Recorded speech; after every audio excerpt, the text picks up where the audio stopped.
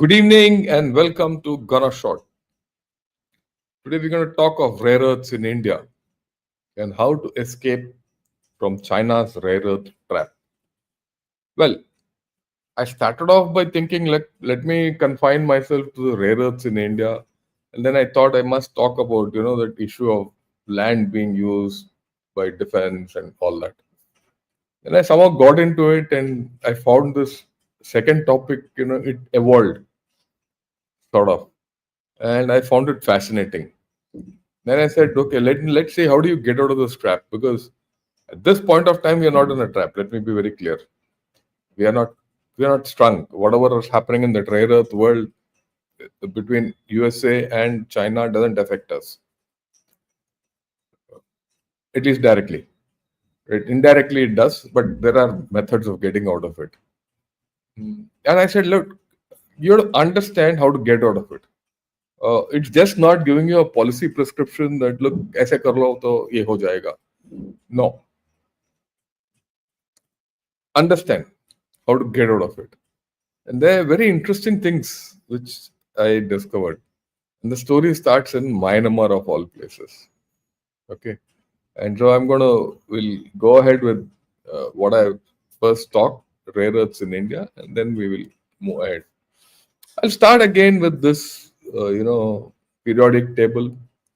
If you see, these are the rare earths which I've highlighted here, right? These are the rare earths highlighted here. My pointer is big today, so all of you can see. This is the rare earth, right? Okay. And just for recap, why do you need rare earth?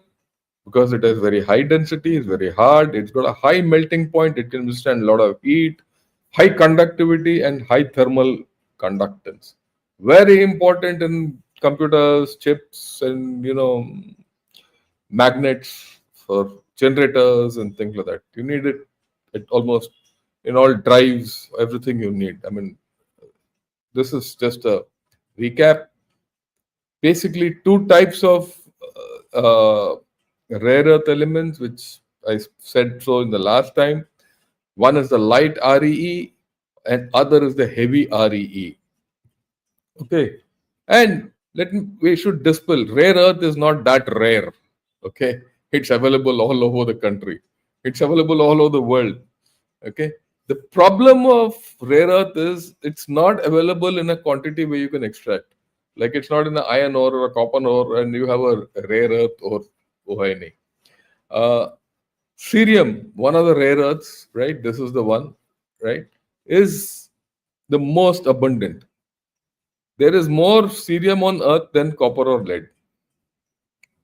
And most REEs are more abundant than silver, gold, or platinum. So there is plenty available. The problem is it's not concentrated. You can't mine it. Okay. And concentrated deposits are very few places on the earth. Till about 2021, it wasn't much. It's only in 2021, 22 that the whole thing took off. Right. What are light REEs? The light REEs are the ones which are more abundant in nature, which are more easily available. Okay. And they dominate the consumer electronics and energy applications. They're used for magnets, they're used for catalysts, they're used for glass and polishing, for batteries and lighting. And with what I have listed out, you can see it in your own time. And then there are the heavy REEs. These are the heavy hitters, and these are the ones which are actually the ones which are putting everyone in a spin. Okay, what are these? These are generally, though I've said so many of them, the main important ones are dysprosium, terbium, yttrium, and erbium. And without getting into this thing, these are scarce. They're less available in nature. Okay, and they are required for high tech defense uses and things like that. And you use them in magnets. Magnets with dysprosium and terbium are hard. They're the ones which are used in EVs and things like that. Then you can use them for lighting and displays. lasers and optics, but that's not only for dysprosium and terbium. You use polonium and other yttrium and all. Then you use for defense. Now, again, dysprosium is probably the most critical of all this at this point of time. We don't know what will happen tomorrow. And then you can use them for nuclear and medical purposes. That's it. This is just a recap. Okay, where does India stand? That's a question. India has got abundance of rare earth materials. Let me make this upfront. We don't lack rare earth materials. Some we don't have, some we have. But that will come to that. Okay. If you see what is the worldwide production of rare earth oxides, you see India here in the 5th position. Annually from 2019 onwards, we've been producing around 4,200 tons annually. Now, if you go up, you see suddenly a country like China till 2020, it was producing 180,000 tons annually. And in 2021, it took off. And 2021-22, it took off. And later I'll explain to you why. And now it is, like I said last time, it controls the rare earth production, everything in the world. And it has got the best expertise also, let's be very clear, technology-wise. But it has paid a heavy cost. We don't know how much. It will come out later. Okay, the rest are generally hanging around there. Everyone else has, but important thing, Myanmar. Myanmar has the second highest production of rare earth metals today. And what's more important, all this is HREE. Basically, it's dysprosium and the other fellow, right? Terbium. This is the interesting part, and this is what we have to understand what this is. And China, let me make it upfront, produces HREs, but not. My guess is it's not as much as Myanmar. Again, I'll give you a broad guess and my broad understanding of it a little later. Okay, what are the world reserves of rare earths? We have some of the highest reserves of rare earths in the world. Okay, quite a bit. The amount of rare earths we have is hell of a lot. Why do we have these rare earths? That's with monazite, where thorium is and uranium is along our course. Not much of uranium, more thorium. Okay, and we have not extracted it for many reasons, and good reasons actually. For good reasons, we have not extracted it. It's not as if we are not completely not extracted it, but we have not extracted it the way, well, everyone else is doing. Because there's an ecological issue, and I'll show it to you as we go along. Today, I'll touch on that, and that actually pains the whole thing. So we are not deficient. Now, when you look at the rare earth thing, the whole gamut of issue, this is the cycle. The cycle is there's a raw material, that raw material, there's a solvent extraction, that is you extract it through a solvent, you put something in it and you make it into a liquid and then you do whatever you have to do. Then you have to precipitate it, you have to wash it, clean it, and right, precipitation is cleaning. And then you put it in a centrifuge or whatever you say, or dry it. And then you calcinate it, you put it into the blocks the way you want it. Then you do sieving and you do blending, you do lab testing, and then you have that rare earth ready for as a raw material for other things. This is so far making a raw material, a raw rare earth in its rawest form. This is the cycle. We do a lot of this. We've done. It's not as if we have not done. So we'll move ahead and see what it is. I've shown this so that you people understand what the requirement of rare earths in a vehicle. I'll put things up front. Till EVs became the rage, everyone knew about rare earths, but didn't bother about it. it is the EVs which have actually hiked up the requirement of rare earths. You look at a car, you need rare earths in electric motors, you need in LEDs, you need in protection glass, UV protection glass, you need in your mirrors, you need as a fuel additive, you need in battery, you need in steel products because it gives special properties to the steel, and you need as a catalyst in some places. But this is something one must like to look at. This is where you need, dysprosium and terbium. You don't see dysprosium and terbium everywhere else. It's here. Electric motor. An electric motor is the heart of that car. You have batteries and then the electric motor. The motor has to run at high heat, right? And that is where this comes in a big way. Because you need so many cars today, everyone talks of EVs. You feel, okay, EV ke liye chahiye, but EV needs HREE, which is scarce. A little later, we will get to certain issues. Okay, now let me talk a little about the HREs. Now, these are the HREs: dysprosium, terbium, erbium, thulium, ytterbium, lutetium, yttrium, and holominum. Okay, not all are required in some form in some technology, high-end technologies. Let me put it clarified, but I'll concentrate on a few. Let's talk of dysprosium. This is a high temperature magnet specialist. Why do you use dysprosium? You need in electric motors and wind turbines. So all your wind energy, which you talk, clean energy, or electric motors, which is clean energy, comes from HREE, which is not clean. Let me put it up front. It's not clean at all. And so many, applications are given in this, but the bulk is electric vehicles. Remember this. Then you use them in nuclear reactors, dosimeters, and clean energy technologies again, which is bulk.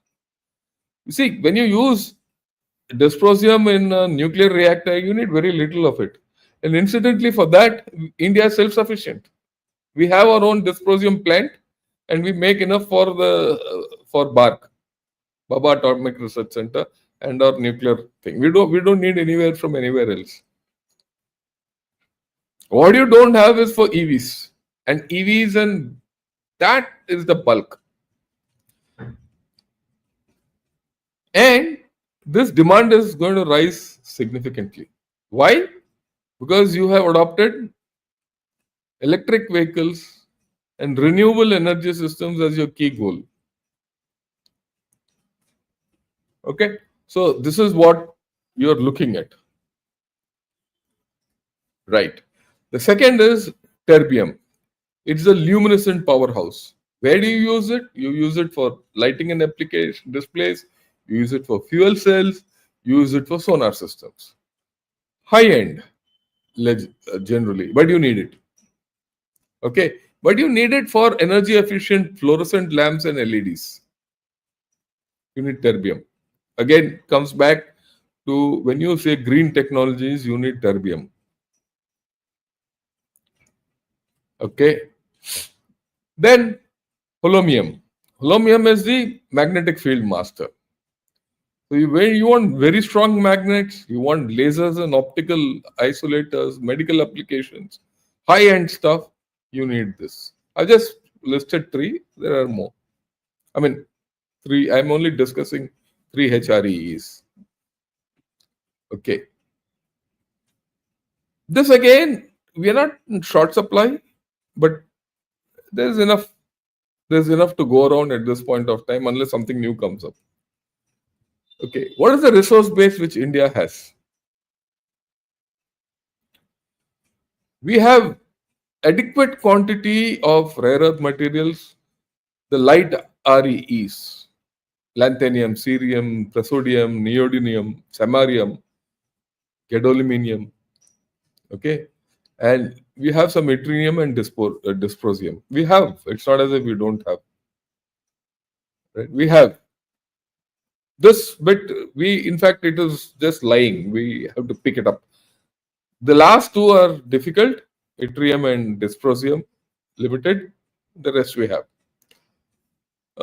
What we don't have, it's not the raw material we don't have.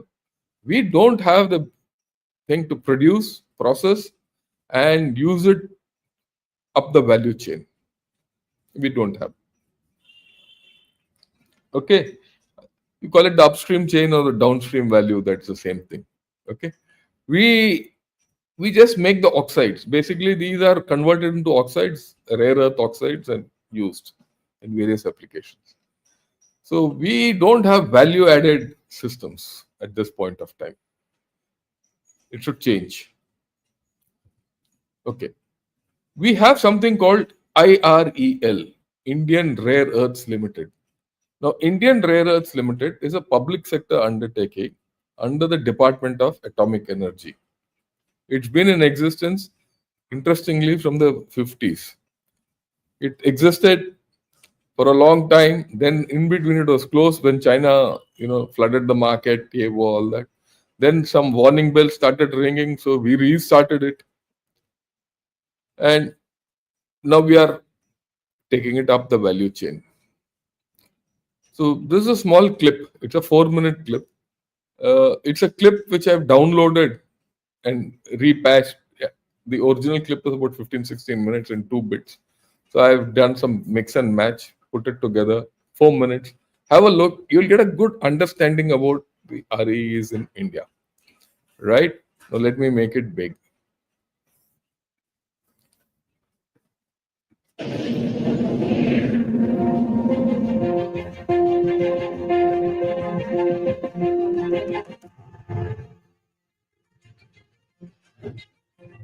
Behind breathtaking discoveries, communications that are vital for our planet, instruments that aid in healing, skincare, and sustainable transport that helps us move around with ease, lies the power of metals made from nature's own provision, the rare earth elements. Welcome to the voyage of rare earths in India. India, blessed with coastline placers, is a wellspring of rare earth elements spread across heavy mineral deposits and dunes. From bringing perfect balance to our everyday lives, to serving a purpose through niche technology in the field of aerospace, energy, and defense, rare earth elements have been accelerating the technological advancement of our nation. The idea of tapping into this precious resource in a sustainable way and using it to create a better tomorrow led to the growth of IREL India Limited. In India, production of rare earths started way back with establishment of IRE in 1950 and commissioning of its plant in 1952. To ensure supply security in terms of rare earth mineral monazite, Government of India acquired Chavara and MK Mines, merged with IREL, forming it as a central public sector enterprise under Department of Atomic Energy. Since then, Indian footprint in global rare earth sector have been witnessed with initial supplies to Japan and USA. In order to achieve the objectives of net zero and carbon-free energy, IREL is operating an entire gamut ecosystem of RE segment, starting from mining, processing, extraction, and refining. Very recently, IREL commenced production of RE metal and magnet. Known to be one of the prominent players in the rare earth and heavy mineral industry, IREL India Limited has paved the way for growth of many industries in the country. Aerospace, defense, EVs, green energy, guidance and control systems, healthcare, nuclear power, and petrochemicals. Besides rare earth elements, finds application in catalysts for emission control, FCC, glass polishing powder, battery alloys, ceramics, pigments, and phosphors. At IREL India Limited, state-of-the-art technology is used to extract rare earth elements, and we are equipped with quality control laboratories and R&D centers to offer the best. IREL India Limited has been evolving over the years, in terms of the extensive product range that meets the highest global quality standard. Among IREL's ambitious projects is Rare Earth Theme Park at Bhopal. As a part of this, we have established a rare earth and titanium theme park, where an industrial engineering is carried out to upscale the scientific principles proven in the laboratories to pilot scale. Through this forward integration, we strive to promote increased production and consumption of rare earths within the country by encouraging individuals to seek out potential rare earth applications. To meet strategic requirements, IREL has set up a state-of-the-art rare earth permanent magnet plant at Vizag and rare earth permanent magnet plant at Visakhapatnam, designed to enhance the profile of our nation, expand the production and consumption of rare earths. IREL has a vision to become a significant contributor to the global clean energy mission, boosting entrepreneurial opportunities in India. IREL is committed to paving a pathway for building a self-reliant India. So we have, it's not as if we don't have, we have complete chain, and mostly our requirement for domestic purposes. When I said domestic purposes, for your scientific research, for atomic energy, maybe even for ISRO, all that we have enough. We have got, and that pilot plant which they mentioned at Bhopal is inviting a lot of startups and all that, which can go up the value chain, right? Like I said earlier, and I'll explain to you. There are various reports on this which say, look, India has the capability of going up, but it has not gone up. Oh, why it has not gone up? My view is that we never concentrated on it. You see, one of the problems, let me be upfront with everyone, is that in India now we have never got all this जात पात. वो कभी मेथी versus cookies होता है, कभी Hindu versus मुस्लिम होता है, इसी में हमारा जान निकल जाता है. मणिपुर में कुछ खत्म हुआ तो मुर्शिदाबाद शुरू हो गया, मुर्शिदाबाद शुरू होगा कोई जयपुर में शुरू हो जाएगा, कल के दिन कश्मीर में शुरू हो जाएगा.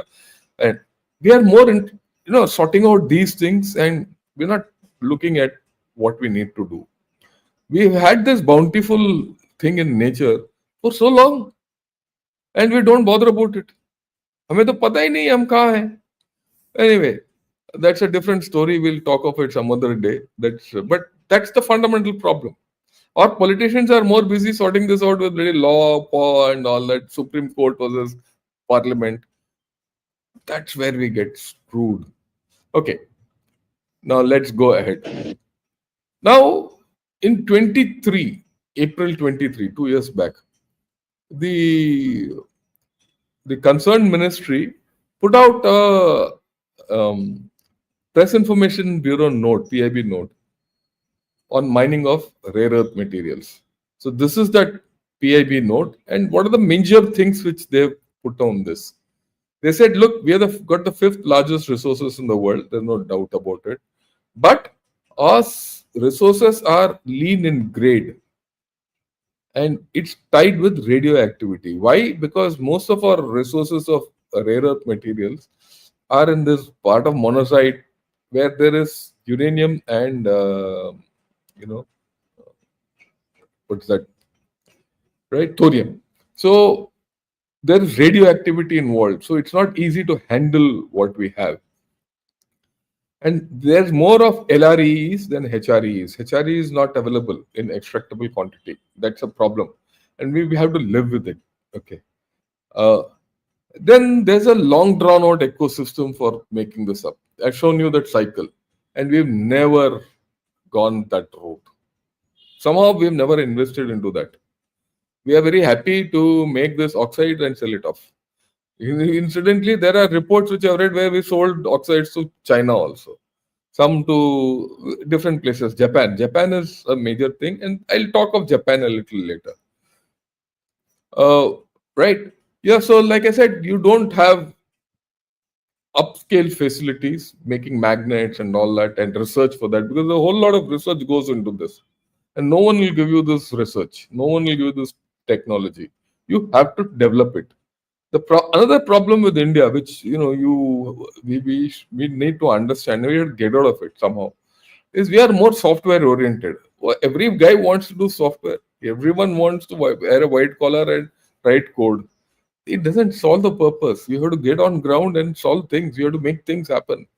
And this is one where you have to put your boot on the ground and take things out of the earth in the best manner possible and take it up the value chain. वो हमारा है ही नहीं वो.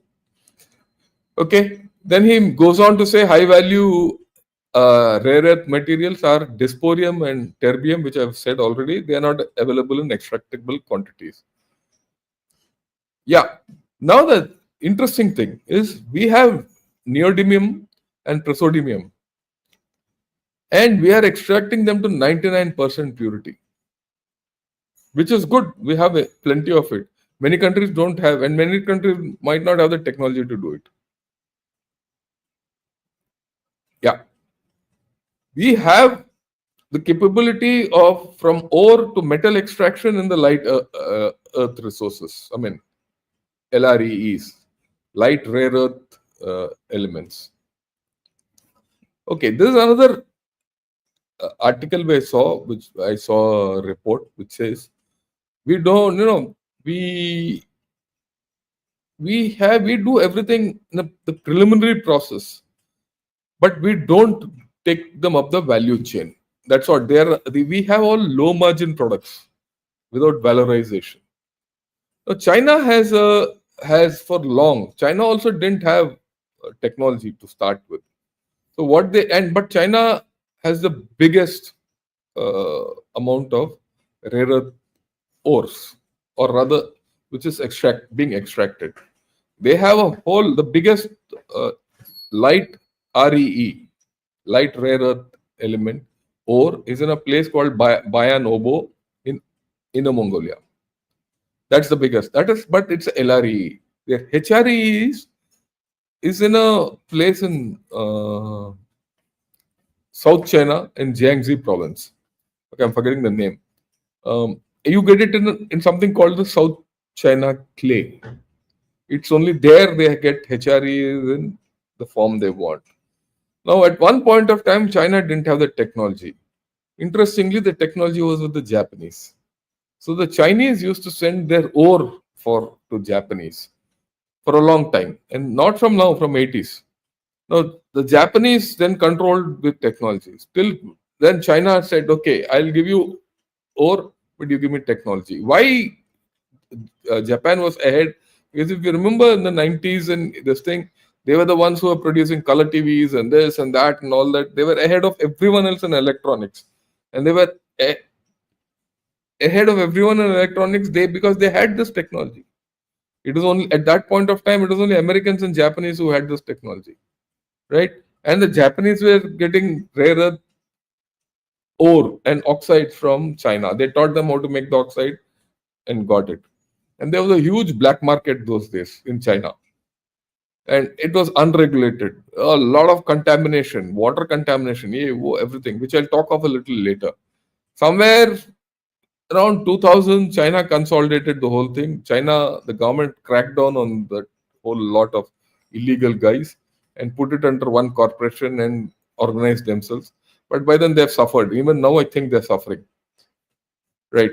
And they put a lot of bans. Foreign countries cannot do anything there and all that. And then they twisted the Japanese tails. In 2010, they banned the ore export. Interestingly, this is where the analogy comes from the trade war. Japan was the buyer, China was the seller. Okay. So China said, I'll not give you ore if you don't give me technology. And they forced. For a year, they twisted Japan's tail, and Japan was brought down to its knees, and it had to part with some technology. After that, the Chinese never looked back. They developed their own technology. Now, in the past 15, 16 years, they have their own technology. But equally, Japan also didn't look back. Japan found alternate sources, alternate technologies, and they've gone ahead. Right? And the Americans have the technology, but they've given it up for different reasons. Basically, ecology and contamination. It's not eco-friendly. This whole story is not eco-friendly, and I'll explain to you a little later. So the three top technology people who have top technologies are USA, Japan, and China. But China has cornered everything because China has everything in the value chain. It's got LREs, it's got HREs, everything. Okay, but be this that as it may, right? China is still at risk of great contamination, and it has played up within China.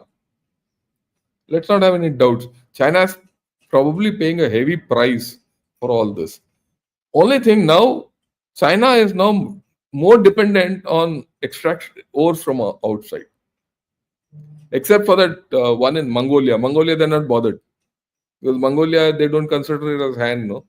So they're not bothered. Mongol mein kuch bhi ho jaye, it doesn't matter. But they've gone to Africa, they've gone to, Latin America, and they've also invested some in,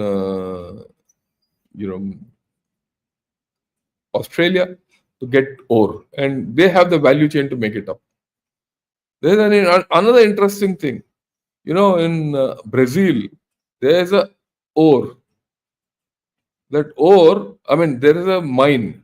That mine is owned by Americans. But the ore of that mine goes to China completely as per contract for quite some time. So that's the way the whole story is as far as this thing is concerned. It's a dirty world. Let's be very clear. Okay. Now, further, IREL, which we saw the picture, it gives monazite to Japan. It doesn't carry out any valorization on its own. Now, I think it's time that India starts flipping this relationship and say, look, you have to give us technology. There has to be joint ventures, and Japan and India have this kind of friendship. We must exploit. And we have a lot of monazite. We have enough monazite, and it's not as if you need only HREs. There's a requirement for LREs a lot. There's no doubt. And in terms of as we go along, you need to find alternatives. And that will come only through technology. So we need to start thinking of that. Okay. This is one thing which I found somewhere, which I'll read out. Japan finds Indian monazite lucrative. That is because of dysprosium. So that means there is some dysprosium within Indian monazite. It might not be everywhere, but there might be some places where we are getting dysprosium out, which is not there in the open news. Right? The thing is this, normally the new magnets are neodymium, ferrum, that is iron, and boron magnets, any NdFeB magnets.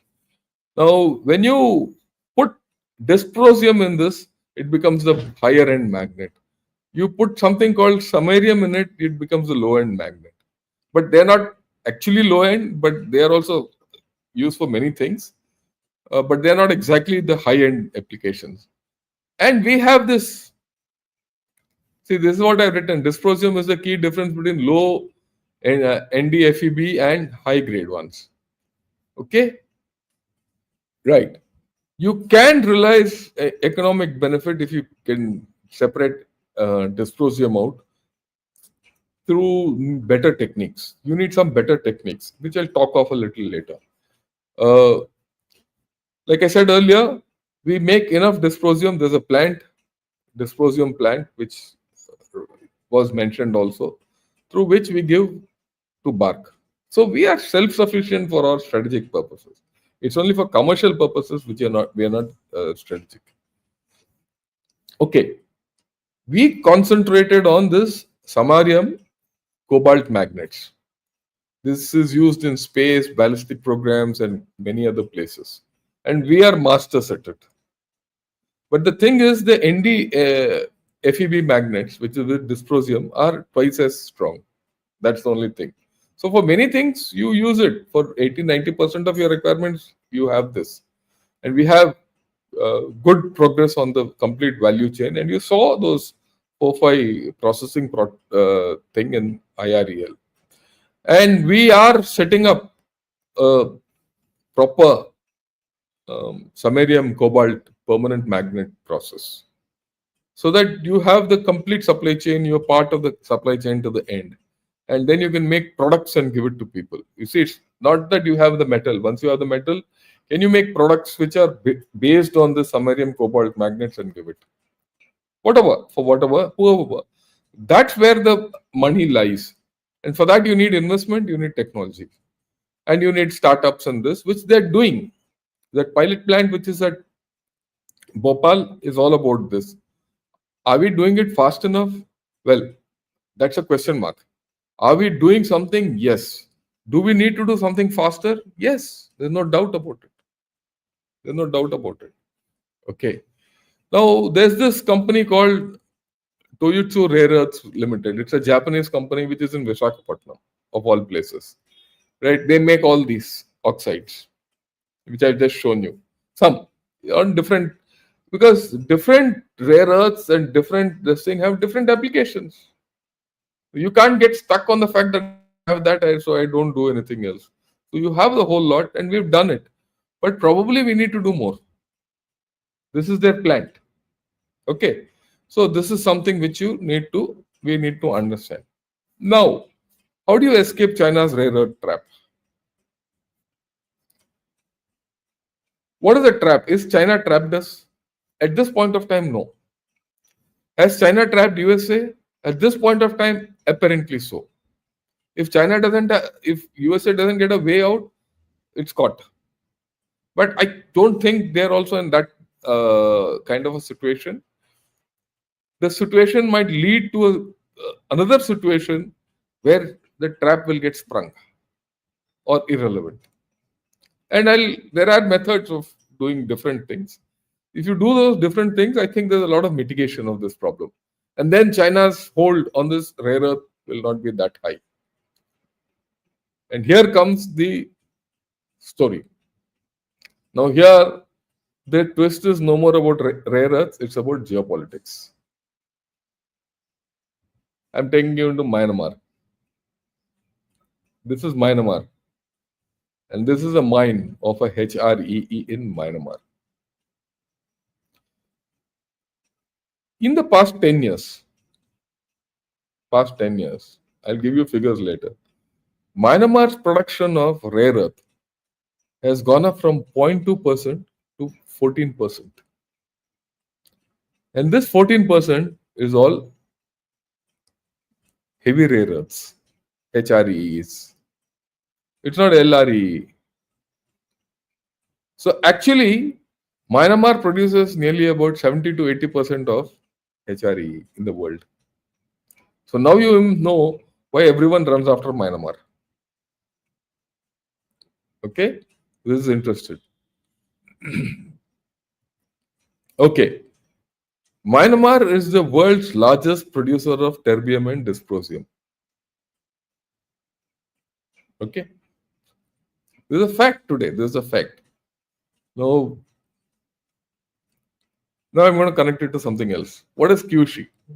QSHE is a bi-monthly.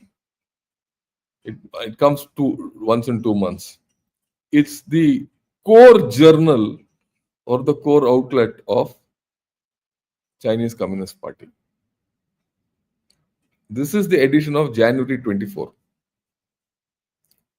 And Xi Jinping gives out his ideas through this. What does he say? Understanding new collective productive forces and accelerating their development. We know what are the new quality productive forces. What are it? They are EVs, rooftop solars, wind, renewables, all that. Isn't it? उसके लिए क्या चाहिए आपको? You need RE, you need heavy REs. All this starts in 24. Huh? That's why I'm going to connect dots. Okay, now I'm going to go back to Myanmar. Where is all this available in Myanmar? This is Myanmar here, and this is China. If you see here, it is in this part. This is Myanmar picture, small one. Right, let me make it bigger. Yeah. Okay, this part of Myanmar, the top part where my thing is. Right.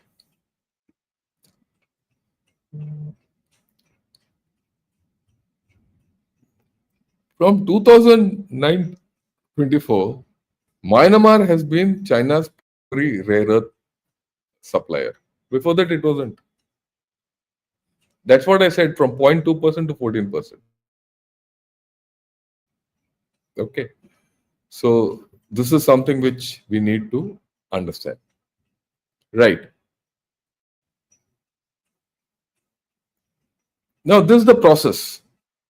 So Myanmar, from the rare earth mines, they go to Chinese processing plants, and from there permanent magnets are made, and then they're going to electronic vehicle manufacturers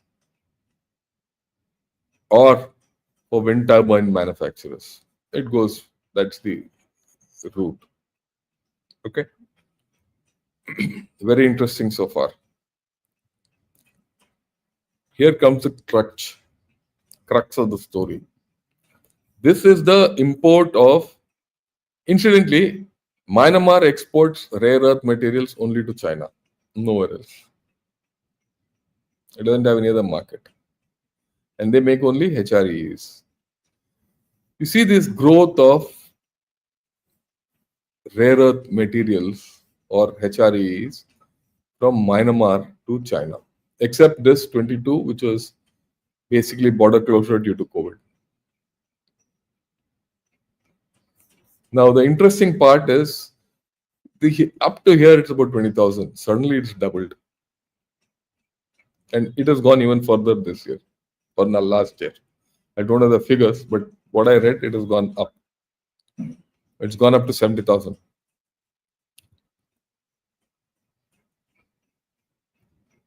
October 23.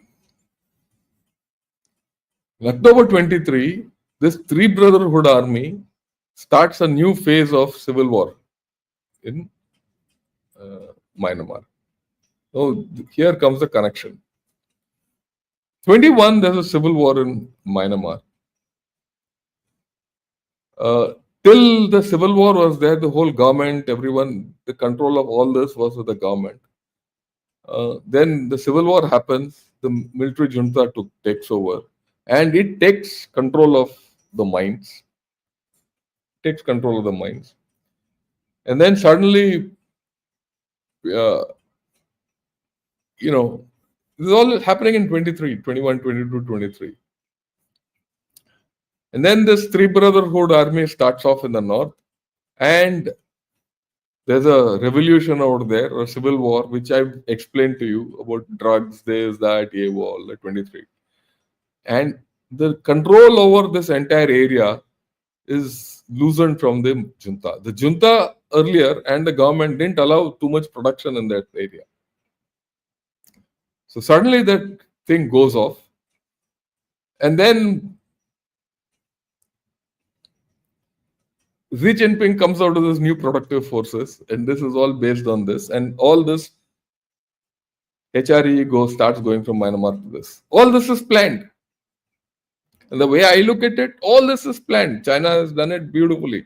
China saw that, look, this is the way to go forward, that we need our new productive forces is based on, rooftop solar and EVs and all that, for which you need rare earth elements, which we don't have. They don't have that much, incidentally.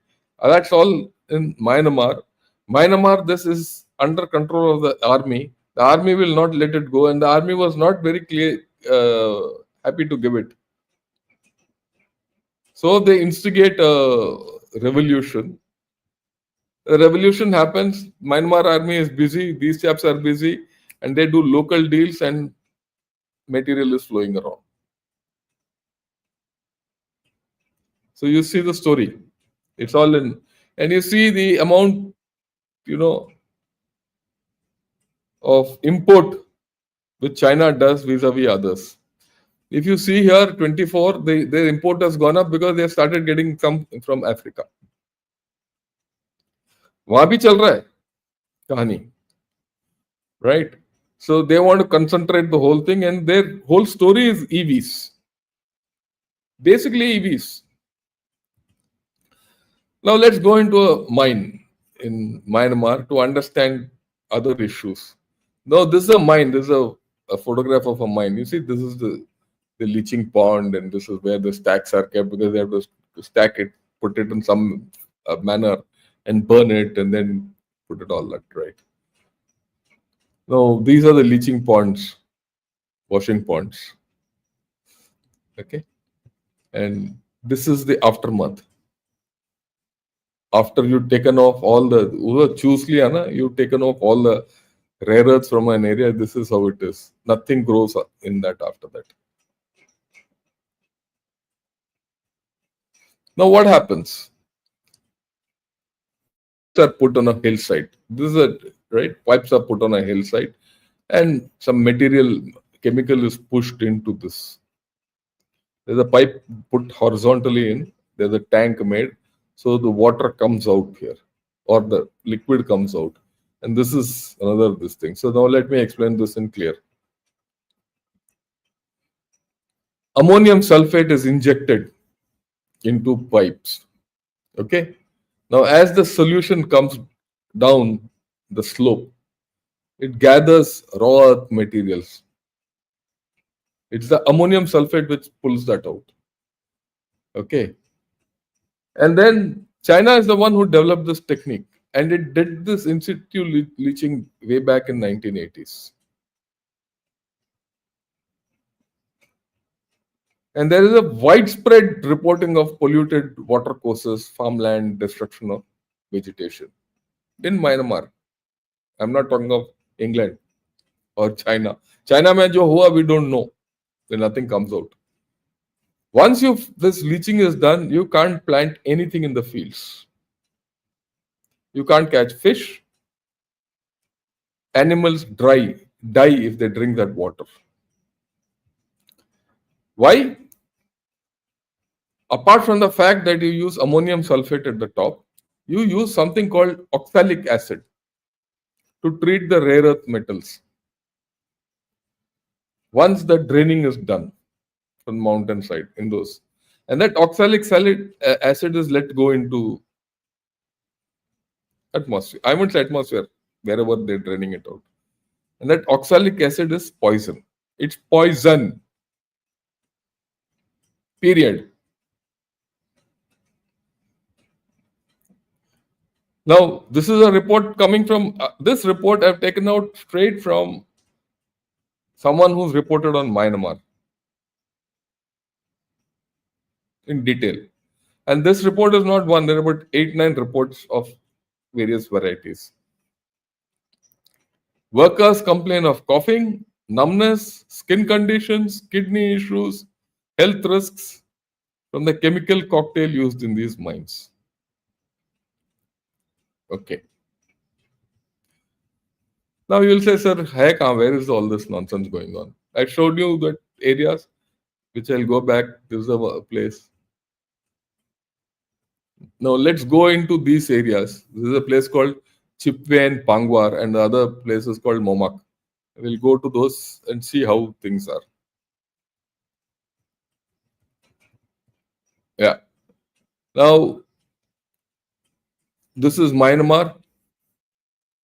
This is China. This is Momak. Okay. And if you see these roads are coming with red dots and all, these are all part of China. This entire area is Myanmar. Now, this overlay which I put, this overlay is something which I got from the net, and I adjusted it to the maps here. These are the sites, mining sites. All this, I'll just go back. See? Now see the mining sites here again. And these are old. My guess is more have come up. Let's go zoom into this place where I put the circle. This is the area. This is the area. Now when I zoom in here, this is the picture I showed you earlier. You get to this mining site. If you go into that area, all of you can do this, and you'll get all these. It's not a, this is not, what shall I say, Robert Newton's discovery. This is available all over. This is open. Go to Google Earth and you will get it. Now let's go to the other place called Chippi and Pangwar. Same here. If you see, now you see this belt. This looks like a township. It's not. These are all mines. Yeah, these are all mines. Overlay. So the complete belt is full of this nonsense. Now you must see this fully. This is a 3D picture I took of the one area of mining in this Chipway area. Hills, all these roads, no, there's no habitation there. It all goes to mines. These are the mines. You see this? This is a mine. See this here? This is a mine. This is a mine. I'll take it off and see. Concentrate on just that, and you'll. Let me see. I don't know if you can make it bigger. No. Unfortunately, I can't make it bigger. Okay. So you see this? See here. See here. See here. These are all. See, all these are in a slope. They go slope mein. You put pipes so that you can all this. Okay. So that's the correlation which you see. Now this is even better. It correlates with the earlier the import from Myanmar and now the passenger sales, car sales. This shows EVs. Okay, this is the number of EVs, percentage of EVs which have kept going up. It tracks what's coming from Myanmar. It tracks what Mr. Xi Jinping talks of high quality development and new productive forces.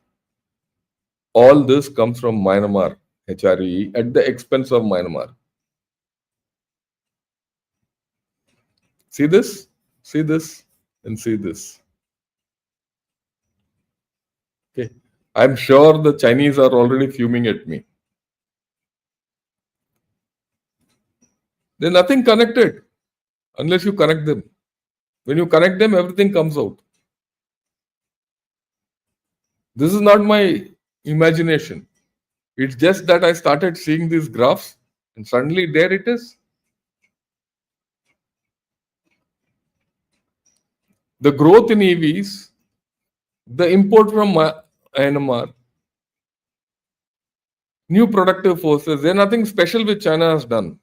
And you see the turmoil in Myanmar. They're all coincidental. Let me put another angle to it. This is the time when Manipur also went into tailspin.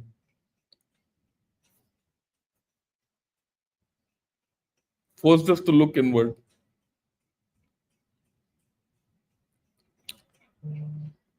I mean, if someone tells me that, look, this is all altruism, I'm this thing, sorry.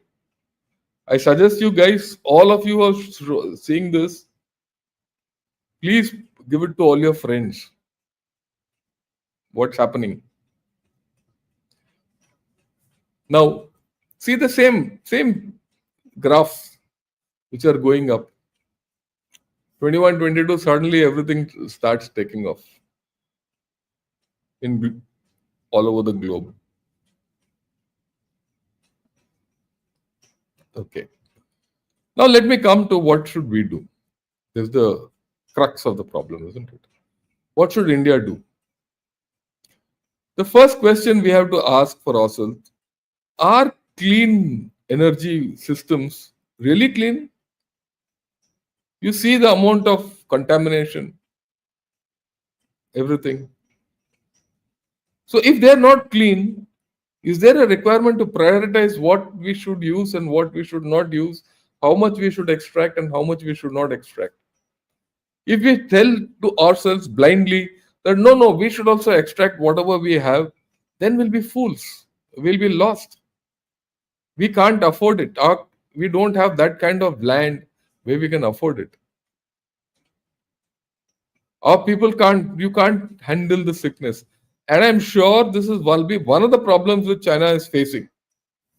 I mean, I'm not sure, I'm 100% confident. If tomorrow China starts going down, it will be because of this. So you need to prioritize. Then is there a case of hybrid technologies? Do you need a EV? I will not, after going through all this, I will not buy a EV. Because I think environmentally, the EV is more dirty than a fossil fuel vehicle. Can I have a EV based on a hybrid EV where I use lesser magnets and lesser things which I can get otherwise? So India, I feel, should go the hybrid route. And with fossil fuels available, and you can make tomorrow synthetic fossil fuels, or go in for the hydrogen route, or you go in for anything else, will probably be better, right? So you don't have to do exactly this. Okay. Then there is something called fly ash extraction. There's a new thing which people are thinking of. What is fly ash extraction? You know, the coal which we use comes from the ground, and that also has REEs. Now that people say, look, once you burn the coal, everything, that fly ash which goes off, fly ash, that's a dua, capture that, and that fly ash, which is actually captured in a thermal, uh, mine, or I won't say thermal mine, thermal system, uh, and disposed as waste or made use for landfills and all that. So you mine that for REs. But that depends whether the original place where you get the coal is got enough REs. So that's a process. Maybe we could look at it. We should need to exploit it. Increase production of HREs to uh, the extent you want. Not much, to the extent you want. Okay, and you do can you do a deal with Myanmar? If China can do, can we do? These are the possibilities. They have done it at that place. There are other places in Myanmar where we can do this nearer to our area? Can we do this technology for resources? Ask Japan to give you technology for the ore which you give. Otherwise, say sorry, nothing more. Can you do a G2G deal with rare earths? Can we start going up the value chain so that you get the technology? Okay. Then can you invest into technologies? There's something called electrokinetic extraction, where you don't do acid leaching and all that. Can we invest into that and get hold of it? That holds promise to extract more with less effort. Okay.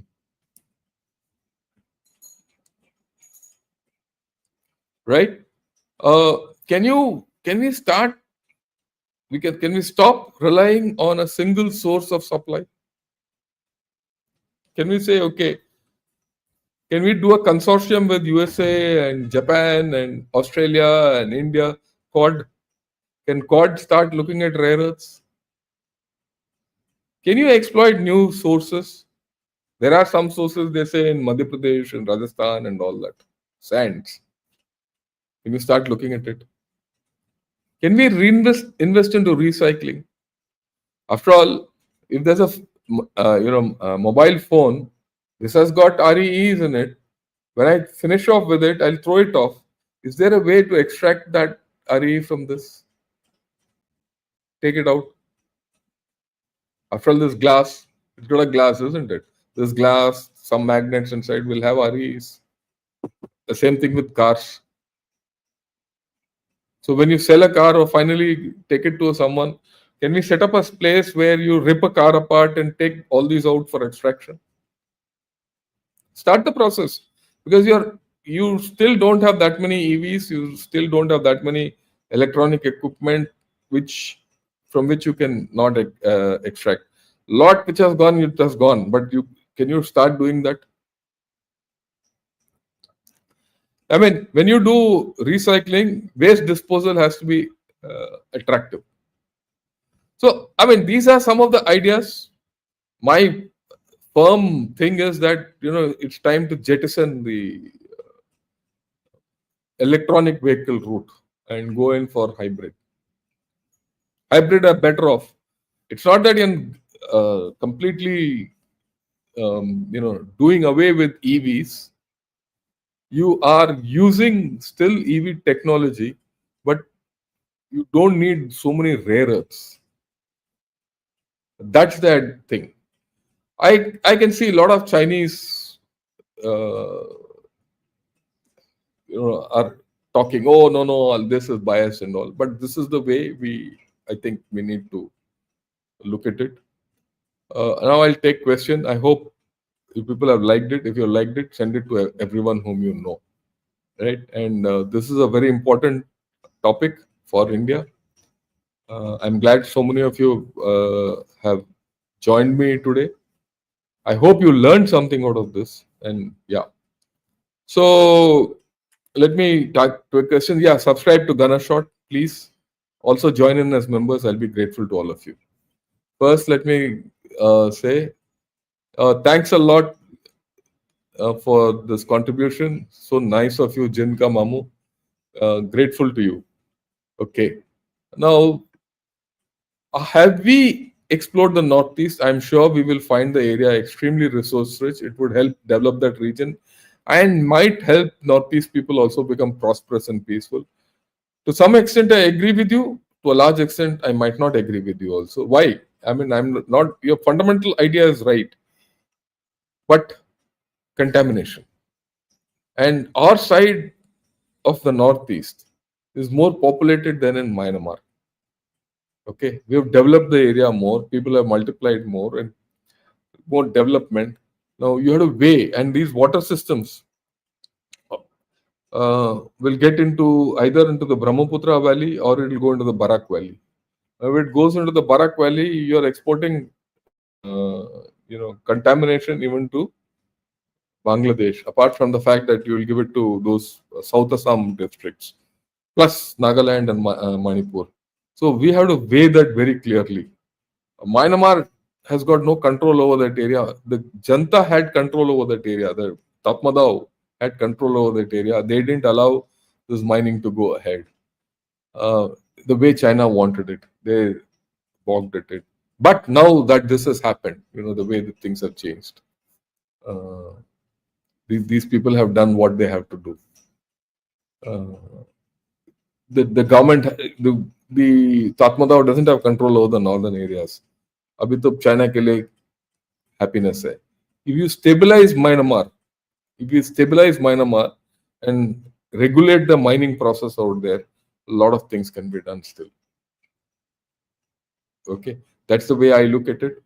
So I think India has a lot of things to do.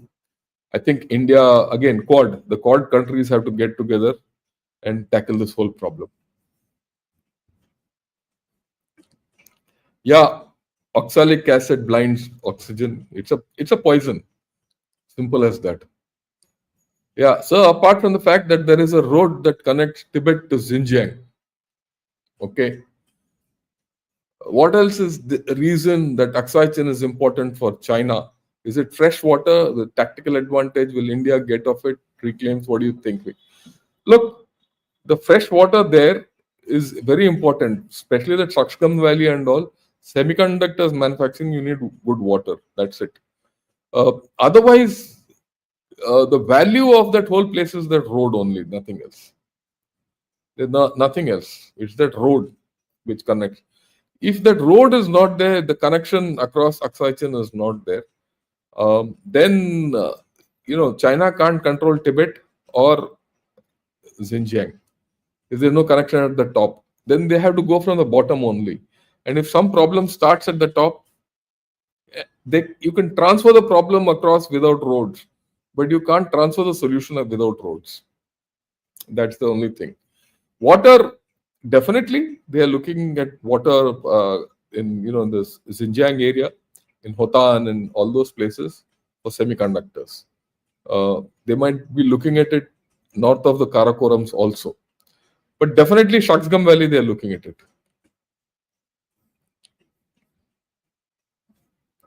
Yeah, what a talk. Yeah, please give it to everyone because this is important for everyone.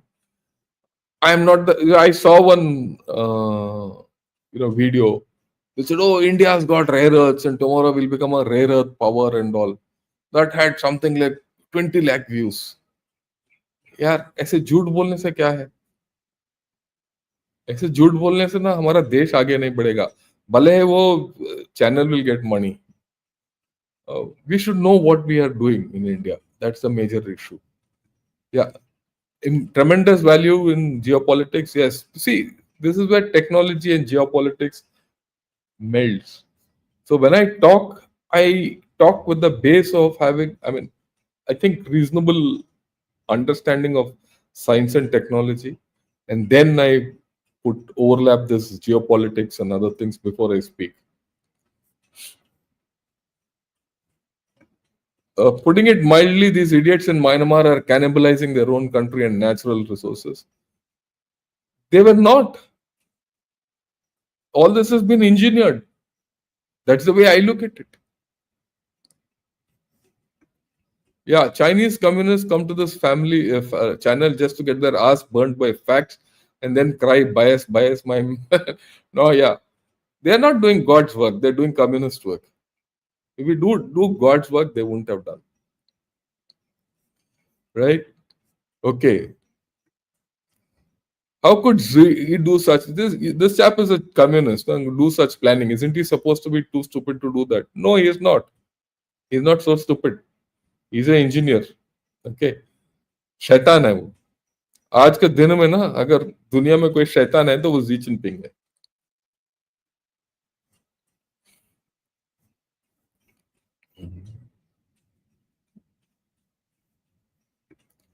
Hello Anjali, how are you? Thanks for joining in from Connecticut.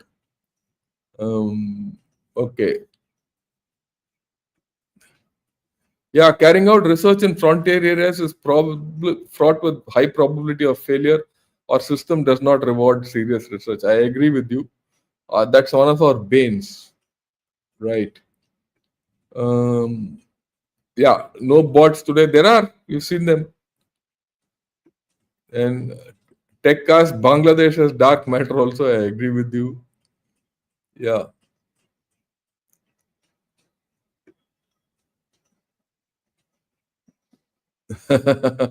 Oh, why not? Why only India? Keep on mind that Bangladesh also have those rare earth materials. Yeah. TechCast, I'm sure you have.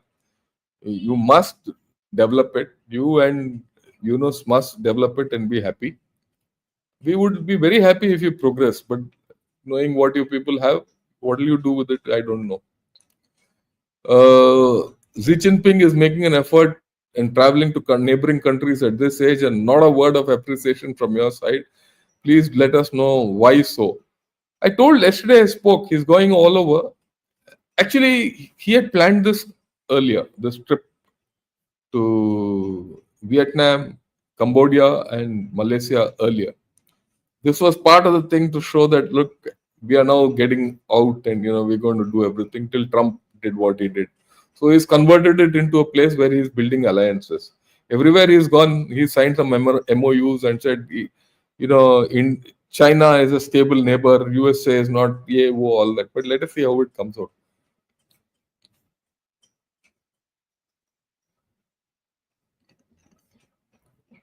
Yeah. The data on bilateral trade was out recently. Our deficit with China increased. Our exports to China decreased. Yeah, we should get out of it. I mean, that's the silliest thing you can do is do this. Somewhere our government is not serious about doing things.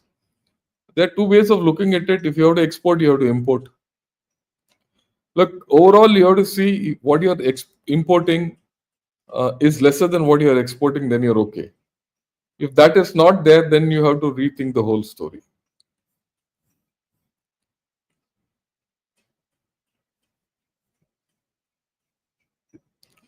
Yeah, India's earth is the rarest. It can give you 3 crops every year if properly irrigated with low inputs of fertilizers and pesticide, and the demand for rarest of rare earth. I agree with you completely, 100%. That's why I'm very skeptical about this going for this rare earths and making all these EVs in India and all that. We cannot afford the contamination. We cannot afford of people. Exporter of in the world. Let's stay that way. And we got it after great difficulty. Right. And I completely agree with you. That is a cornerstone of our national and strategic defense. Our land, which is solid gold like oil, is liquid gold. But now there are other resources, but that's okay. We should not denude our land and for other purposes where we don't have assured results, where we have, there are methods. I would rather put in effort for technology than anything else. Okay. Yeah, fly ash from coal. Yes, you can get fly ash, REEs from fly ash, which is basically thermal plants will give you. The word didn't come to me earlier. I kept saying thermal systems, thermal plants, coal fired plants give you residue, coal ash, and that's a waste that's used for landfills generally. So that you can use to extract REEs. This is a new thought process. People say a lot of potential is there, but there's nothing proven.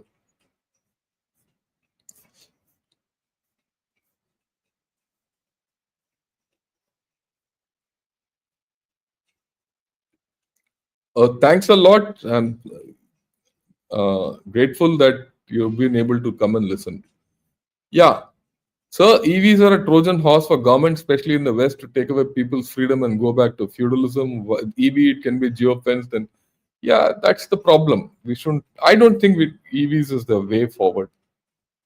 The way forward is hybrid, and this is something which I've gone into detail, and I'm very clear that hybrid is the way forward. What is the state of what is your view on the current state of maneuver warfare? Drones and ATGMs appear to have ended for now. What will it take to revive something like land-based drones at scale? Maneuver is fundamental in warfare. You can't get rid of it. So it will be there always. The way you maneuver will change. So if you have more restrictions, your maneuver has to change. I mean, let me put it, I'm now rethinking as to how do I come out with a new concept for artillery. I mean, I'm thinking artillery because I'm a gunner. Do you need all these fancy guns or you need a simple gun and things like that? I'll come out with it one of these days.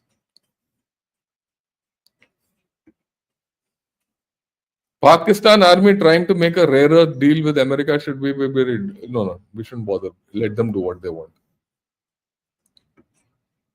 Is it possible to incorporate self-driving modules into existing armored vehicles and tanks?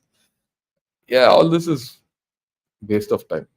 You don't, self-driving vehicles will not fight battles for you. Okay, you need people.